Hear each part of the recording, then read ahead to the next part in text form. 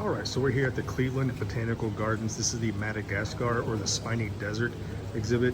Now this is a really pretty amazing place. Now you'll start to recognize when I see everyone that grows houseplants, they have to come from somewhere, right? So Madagascar is home to many of our houseplants, as this is this Dracaena right here is a native in this habitat. So, you know, one thing you also notice about the Spiny Desert, look at this, man.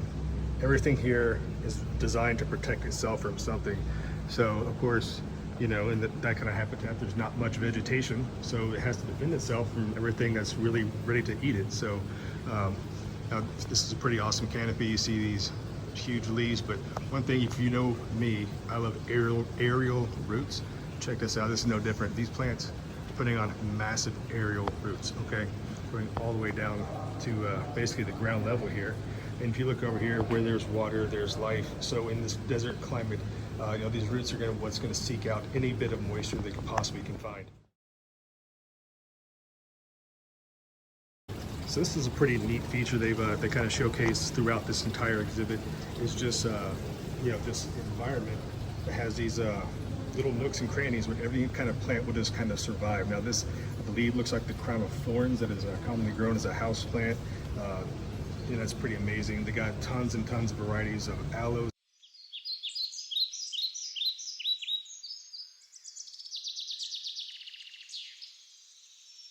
Here, they're just basically living on just absolutely nothing on the side of this rock here. But yeah, so I mean, we have so many house plants, we don't ever realize where they come from. And this is, you know, this exhibit kind of really shows where they are native to. And this, of course, if you've grown aloe, you've seen them bloom. That's very ubiquitous of the aloe that blooms. So let's go ahead and see what else we have going on over here.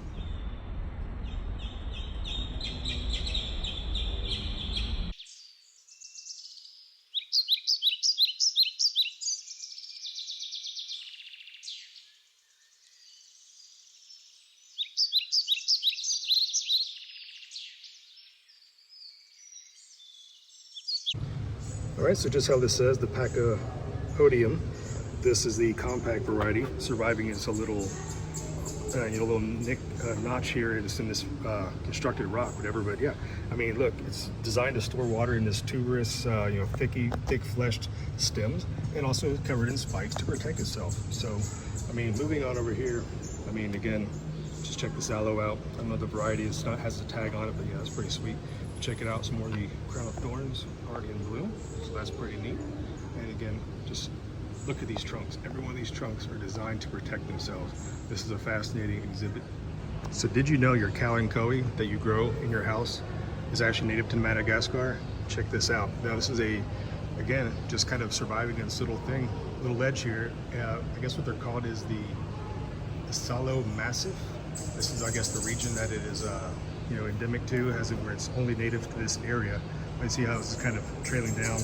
And again, in this type of area, this is where any kind of moisture will form, basically dew or any kind of rain will pocket in these little areas here and stay moist. So this is where plants are going to survive. So they became very adapted to going prolonged periods without water and just being able to survive on no fertility, basically, just whatever little they get from just plant debris that may or may not accumulate in these little pockets. That is pretty neat, huh?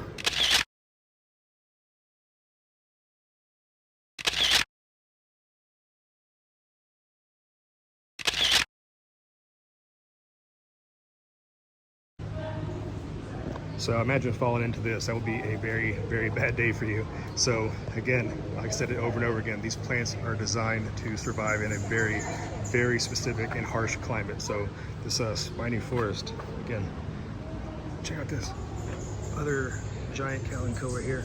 Look, the adenia, okay, the desert rose.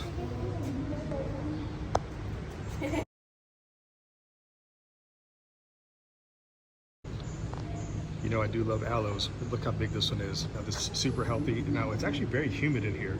Although this is a dry desert climate, it is actually very humid. So that's one thing I have noticed about just walking around in here is just how moist the air actually feels, but however it doesn't get really much rainfall. So these plants have really, like I said, adapted to survive on just dew and whatever moisture may or may not form on the leaves over the nighttime period. So hopefully you guys like this really little quick tour of the spiky forest of the Madagascar exhibit here at the Cleveland Botanical Gardens. Do yourself a favor, guys. Do check this place out. It is super awesome. It is definitely worth showing up and checking it out. All right, guys. Thanks for watching. Bye.